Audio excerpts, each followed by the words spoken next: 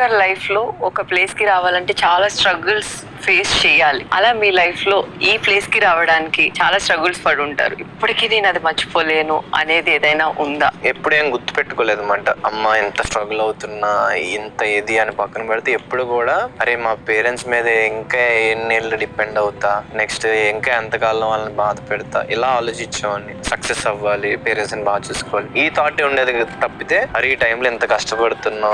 ఒక టైంలో ఏంటంటే నేను MBA చేసే టైంలో అక్కడ అకాడమీ ఉండేది, అందులో జూనియర్ కోచ్ కింద చేశాను నేను. అక్కడ స్టూడెంట్స్ కి చెప్పేసి తర్వాత స్కూల్కి వెళ్ళి స్కూల్లో ప్రేయర్ చేయించేసి తర్వాత మళ్ళీ జిమ్ కి వెళ్ళి నేను ఎక్సర్సైజ్ చేసుకుని తర్వాత కాలేజ్కి వెళ్ళి మధ్యాహ్నం నుంచి మాకు కాలేజ్ ఉండదు ఒక పూట. మళ్ళీ 2:30కి స్కూల్కి వెళ్ళాలి. 2:30 నుంచి 5 దాకా ఎండలో నేను క్లాస్ తీసుకొని స్టూడెంట్స్ కి బ్యాచ్ల కింద నేర్పించేవాడిని.